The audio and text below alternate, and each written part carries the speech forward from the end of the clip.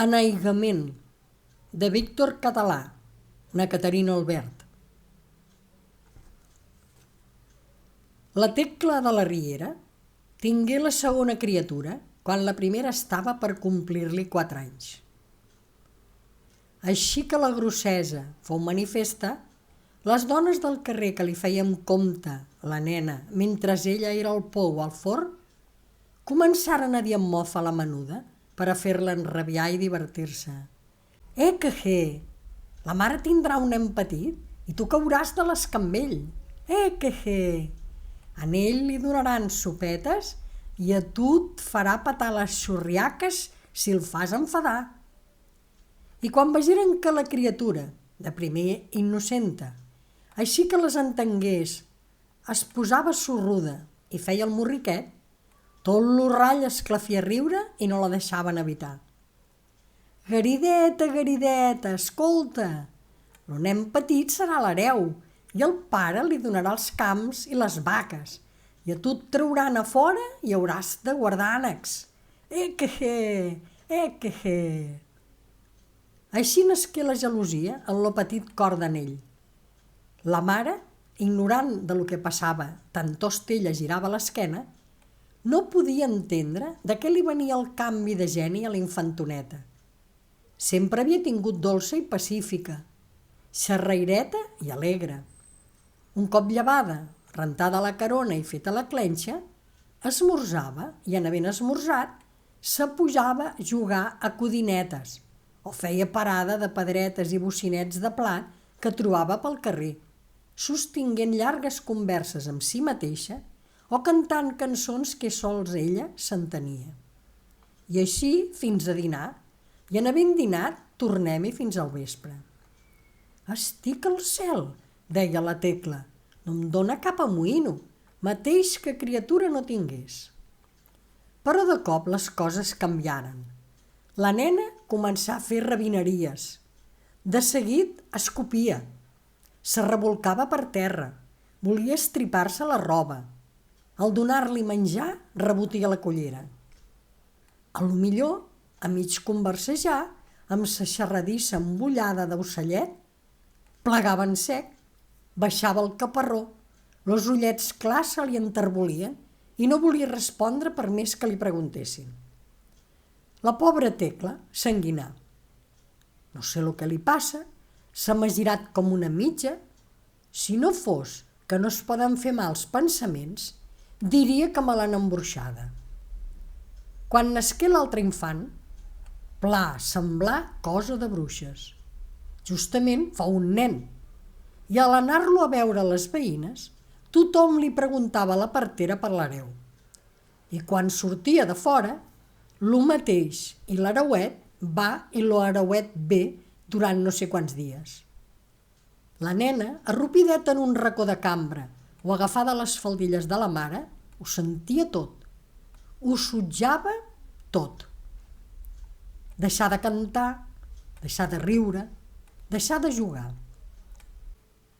Quan volien pentinar-la, s'arrabassava amb fúria la pinteta que li subjectava els cabells i s'embullava tota, fent-se venir los flocs daurats als ulls, estirant-se'ls, com amb enveja frenètica de posar-se lletja, de fer-se mal.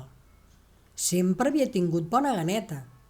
Aleshores la perdé enterament, i amb tota la paciència del món, amb totes les herbes de Sant Antoni, amb tots los renys o enganys, no podien fer-li passar una queixalada. Se li fongueren los colors i va desmillorar-se com si li llevessin la carn a pessics. I sempre estava rabiosa i xisclaire com una farèstola. La Tecla no sabia què fer-li i tan sols lograva amansir-la una mica quan, deixant el nen al bressol, la prenia la falda manyegant-la. Aleshores, la petita infeliça se li abraçava al coll, li posava el caparronet sota la barba i amb un tartamudeig vergonyós, concentrat, murmurava paraules que la Tecla, distreta, no entenia. Nega, nega, puta lleig. Però quan hi vegi clar, fou al venir l'esclat gros. Un dia que estava apedaçant, amb lo peu al bressol, vora la finestra. Adobava unes calces d'avions i els del llibret nou que hi posava no s'avenien amb los de la roba vella. Tot rumiant com ho arreglaria, per a que no fes mal d'ulls, restà un punt en pensa. L'obressol s'aturà i el nen, que estava besat al bim-bom seguit, esclatà en un espinguet de protesta. En lo carrer, de l'altra banda de la finestra baixa, jugava la Garideta amb una altra nena com ella. Sentir lo plor a dins i girar-se vivament fou la mateixa cosa. En aquell punt, la Tecla es posava el nen sobre els genolls i, descordant-se el cos, s'atregué el pit per a donar-li. Era dona recatada i quan tenia algú al davant, fos qui fos, se l'amagava sempre al pit amb un pany de mocador. Més aquell dia, que s'estava sol a casa, no va fer-ho. Lo tou nevat caigué sobre la cara de l'infant, qui cercà amb àvida torpesa el mugró roig inflat. I quan la mare, somrient, amb beatitud li aconduïa la boca, un xuclet de glotonia i un glu-glu precipitat revelaren lo goig del petit famoler. La nena, a través del vidre, muda, immòbil, guaitava com enartada. Ella havia mamat fins molt grandeta i costava un xic fer-li avorrir. La vista del pit ubèrrim, lo remor de les encanyonades, desvetllat al volta un llunyà record en son petit cervell? Qui sap? Lo cert és que la mare, sense haver-la sentit, sense haver-la vist entrar, se la trobà d'improvís al davant i amb les dues manetes en la cara del menut, clavades, enfonsades, mateix que urpes d'esparver novell. La sorpresa la paralitzà en lo primer moment i en aquell tret vegé el rostre d'engelosida, trasmudat, descompost d'ira, talment com un rostre de persona gran i amb una expressió de rancúnia ferotge als fons dels ulls. «Mama meu! Mama meu! Teu-lo, teu-lo!» cridava aquella larva de foll que, risquejant les dents i unglejant i esgarrapant en la cara del germanet, com si volgués esquinçar-la, destruir-la. Fou l'opàs d'un llampec, però la Tecla sempre més recordarà amb esglai aquella cosa horrible. Ella també, indignada i reflexiva, sentí muntar-li una fogarada a la cara i, sense saber el que es feia, començà a pagar la nena clatellada va, clatellada bé, entre els plors desaforats de les dues criatures. «On s'és vist? Dolenta, rabiosa, malgènit, verí!» L'hauria morta. Sol s'arrevenir al veure que la castigada perdia l'alè. I aleshores lo cor se li espaumà per la monstruositat que estava cometent. Sentint aquell temperi, entraren algunes veïnes i ell els hi explicà el que havia passat. Transcorreren alguns dies. Cert matí, la dona venia de per avall amb lo nen al braç, vegé que la nena sortia de la casa del davant de la seva i sentí que una veu estranyament manyagosa li deia de darrere mateix de la porta: «Sí, maca, sí, després te donaré més cacauets». Era la veu de la mestressa de la casa. La Tecla va estranyar-se. Ella hi era mig renyida, com tothom, amb aquella veïna, per son humor esquerp i repetani.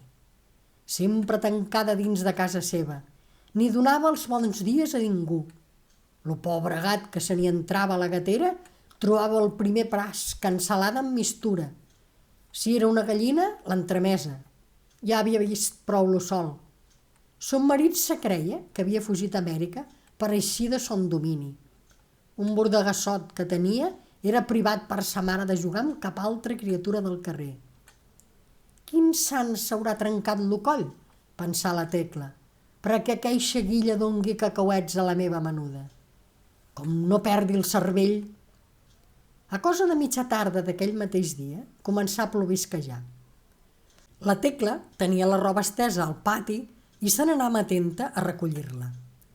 Lo nen dormia al bressol. La nena menjava pa amb confitura. La mare va estar fora del menjador pocs minuts.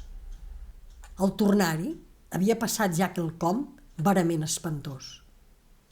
En l'obressol, l'oninet, ajagut boca en alt i sense moviment, tenia els ullets imponderablement oberts i tota la cara blava com un sang traït. La nena, de peu a son caire, li estava ficant a la boca bocinets de pa. Ja n'hi tenia tota la gorja plena.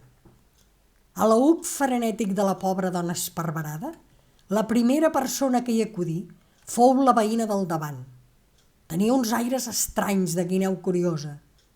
La nena, al veure'l, li cridà amb alegria: «S'és mort el nen! S'és mort el nen!» I era mort. En efecte, res hi valgué per retornar-lo. Han passat anys, força anys. La Garideta és tota una noia, i és sola, i és pubilla.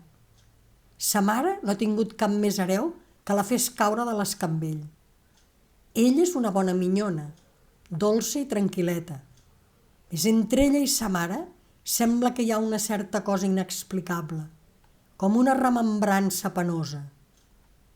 Pensen sovint, una i altra, en aquella tragèdia d'anys enrere, i al pensar-hi, una i altra pensen també, sense saber per què, en la veïna del davant.